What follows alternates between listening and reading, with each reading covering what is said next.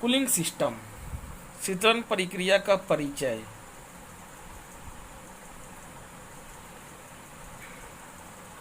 Cooling system क्या है, आज हम इसके बारे में पढ़ेंगे। वाहन में कई भाग होते हैं जो घर्षण या हीट के कारण खराब होने की अधिक संभावना होती है। ऐसे में ऑब्जेक्ट को ओवर हीटिंग से बचाने के लिए वाहन में कूलिंग सिस्टम का प्रयोग किया जाता है। थर्मल गठन तब होता है जब वाहन के इंजन दहन कक्ष में इंजन दहन प्रक्रिया होती है। यह गर्म इंजन के विभिन्न भागों से प्रेषित होती है। इंजन में ईंधन का दहन वाहन में परिवर्तित हो जाता है, जो engine head, cylinder, valve, piston आदि को बड़ी मात्रा में गर्मी पहुंचाता है। अगर यह गर्मी बंद नहीं हुई तो यह हिस्से गर्म या जल सकते हैं। Cylinder head, cylinder valve, piston ये सब जल सकते हैं। पिस्टन इंजन में झिलमिलाहट कर सकता है, इस कारण से इंजन की क्षमता भी कम हो सकती है। यह सब नहीं होना चाहिए और इसे रोकने के लिए इंजन के बाहरी भाग से इंजन को ठंडा करने के लिए जो प्रक्रिया की जाती है उसे इंजन कूलिंग सिस्टम कहा जाता है। इंजन कूलिंग सिस्टम समझ गए होंगे। इंजन कूलिंग सिस्टम जो है, पिस्टन इंजन में झिलझिलाहट को कम करने के लिए, उसकी गर्मी को कम करने के लिए, उसके गर्मी को कम, चाहे कि वो ख़राब नहीं हो, पिस्टन ख़राब नहीं हो, सिलेंडर ख़राब, उसकी गर्मी को कम करने के लिए वाटर जैकेट लगा हुआ रहता है।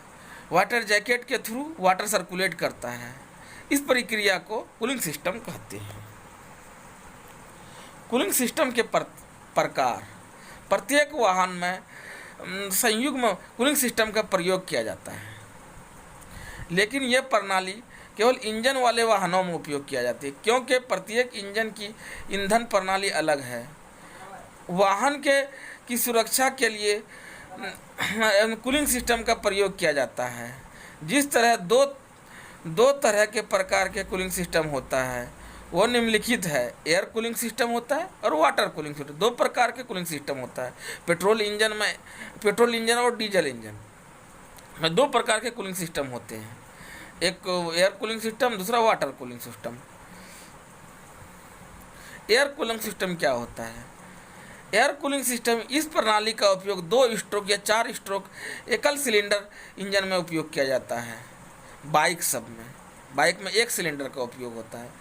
इस प्रकार में सिलेंडर ब्लॉक की सतह अनुभाग मौसम के अधिक संपर्क में रहता है। ये बाहरी रहता है। इंजन बाइक में जैसे वो बाहर इंजन रहते हैं, वो एटमॉस्फेयर से कनेक्ट रहते हैं।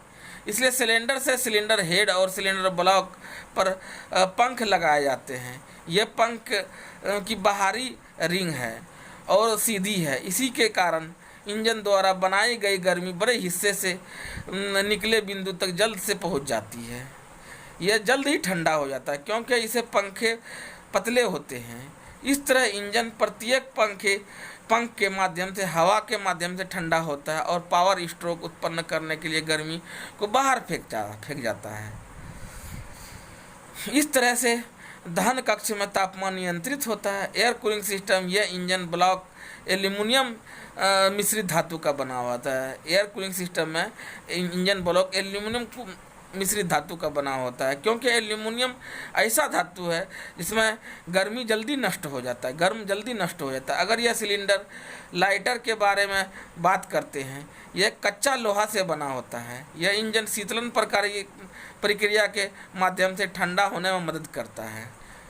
अब पढ़ेंगे वाटर कूलिंग सिस्टम। देखिए वाटर कूलिंग सिस्टम, यहाँ इवापोरेटर लगा हुआ है, यहाँ प्रेशर रिलीफ कैप लगा हुआ रहता है, ड्रिंक कॉक लगा हुआ रहता है, ओवरफ्लो पाइप ये लगा हुआ होता है, यहाँ से ये फैन लगा हुआ रहता है, ये पंप है, ये थ्रोटल वल्व है, ये पूरा वाटर जैकेट घूमता है। वाटर जैकेट घूमता है। जैसे 90 डिग्री पे कूलेंट गर्म हो जाता है तो ये थ्रोटल थर्मोस्टेट वाल्व खुल जाता है। थर्मोस्टेट वाल्व खुलने के बाद ये फिर रेडिएटर में फैन चालू रहता है। ये बाहर का हवा जाता है इसमें, ये फिर कूलेंट ठंडा होता है, फिर इंजन में जाता है। इसी तरह ये प्रक्रिया चलती रहती है।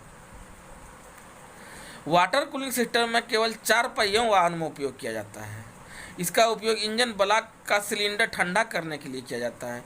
इसके लिए सिलेंडर ब्लॉक पर पावर जनरेटर तैयार किए जाते हैं, जिससे इंजन ब्लॉक का सिलेंडर ठंडा होता है। इस वाटर जैकेट में रेडिएटर से आने वाली पानी यानी कूलेंट को घुमाता है। इसके बाद रेडिएटर के सामने वाला भाग पंखे हवा से ठंडा किया जाता है। इसी तरह रेडिएटर के ऊपरी भाग का गर्म पानी पंखे हवा से और एक्सचेंज करके की मदद से ठंडा किया जाता है। यह ठंडा पानी रेडिएटर के निचले हिस्से में जमा हो जाता है। इसके बाद वाटर पंप की मदद से पानी या कूलेंट, अब तो कूलेंट का यूज होता है, जैकेट की ओर भेजा जाता है। वैसे ही इंजन का तापमान नियंत्रित करने के लिए थर्मोस्टेट का इस्तेमाल किया जाता है। पानी से इंजन को ठंडा करने की प्रक्रिया को वाटर कूलिंग सिस्टम कहा जाता है। वाटर कूलिंग सिस्टम के घटक कौन कौन हैं? वाटर कूलिंग सिस्टम के घटक बहुत सारे महत्वपूर्ण घटक हैं। बहुत सारे अंदर में पार्ट्स लगे हुए रहते हैं। सबसे पहले रेडिएटर, फैन, वाटर जैकेट, स्टेपेज, fan belt, hose pipe, cylinder block, gasket, cylinder head, pressure cap इत्यादि। उपयुक्त ये सभी घटक वाहन के इंजन और उष्णता को बचाने के लिए महत्वपूर्ण काम करते हैं। यह सभी घटक 4 पहिए या हैवी वाहन के लिए इस्तेमाल किए जाते हैं। देखिए कूलिंग सिस्टम कैसे वर्क करता है। थ्रोटल वाल्व है, देखिए कूलिंग सिस्टम है, पिस्टन है,